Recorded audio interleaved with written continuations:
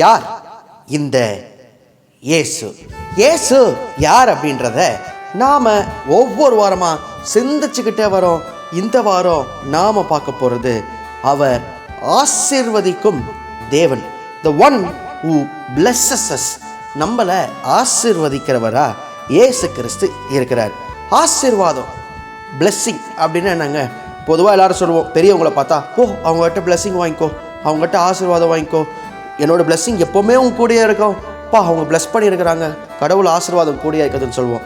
ஆசீர்வாதம் ஆசீர்வாதம் ஆசீர்வாதம். பைபிளில் ஏகப்பட்ட இடத்துல ஆசீர்வாதம். நீ போகையிலும் ஆசீர்வதிக்கப்பட்டிருப்பாய், வருகையிலும் ஆசீர்வதிக்கப்பட்டிருப்பாய். கர்த்தர் ஆபிரகாமை ஆசீர்வதிச்சாரு, ஈசாக்கு ஆசீர்வதிச்சாரு, யாக்கோபு ஆசீர்வதிச்சாருன்னு சொல்லி எல்லா இடத்துலையும் ஆசீர்வாதத்தை பார்க்கலாம். இந்த ஆசீர்வாதம் என்னங்க?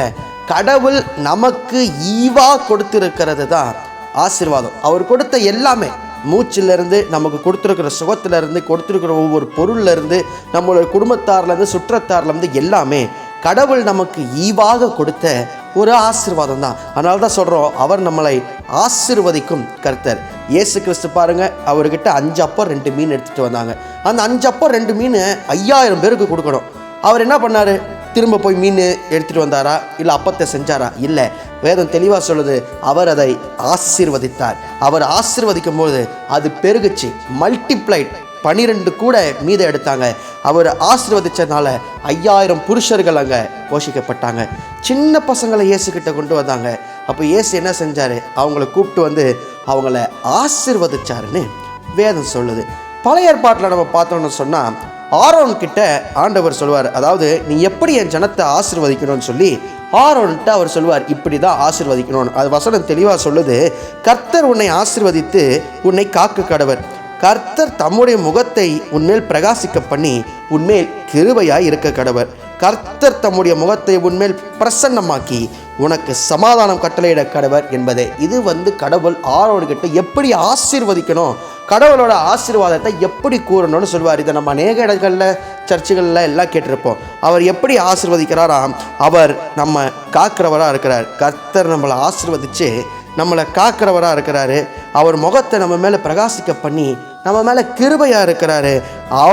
அவருடைய முகத்தை நம்ம மேலே பிரசன்னமாக்கி, பிரசன்ஸ், அவரோட முகத்தை நம்ம மேலே பிரசன்னமாக்கி அவனது சமாதானத்தையே நமக்கு கொடுத்து ஆசீர்வதிக்கிறாரா. இன்றைக்கி நம்மளுடைய வாழ்க்கையிலும் அவர் நமக்கு அநேக ஆசீர்வாதங்களை கொடுத்துருக்கிறாரு. இன்னும் சில ஆசீர்வாதங்கள் கிடைக்காமையும் இருக்கலாம். ஆனால் ஒன்று தான், நமக்குன்னு அவர் வச்சிருக்கிற ஆசீர்வாதத்தை எதாலையும் யாராலையும் தடை பண்ண முடியாது. அவர் இதுவரைக்கும் நம்ம கொடுத்த ஆசீர்வாதங்களுக்காக நன்றி செலுத்துவோம். கொடுக்க போகிற ஆசீர்வாதத்துக்காக விசுவாசத்தோடு காத்திருப்போம். நாம் எதிர்பார்த்திருக்கிற ஆசீர்வாதத்தை அவர் கட்டாயம் நமக்கு கொடுப்பார். அடுத்த வாரம் ஏசு யார்ன்றதை இன்னொரு தலைப்பில் சிந்திக்கலாம். இத்தனை மகத்துவமுள்ள பதாவி புழுக்காலம் எங்காலுக்கு, இத்தனை மகத்துவமுள்ள பதாவி புழுக்காலம் எங்காலுக்கு, எத்தனை மாதயவு நின் கிருபை, எத்தனை ஆச்சரியம், எத்தனை மாதயவு நின் கிருபை, எத்தனை ஆச்சரியம்.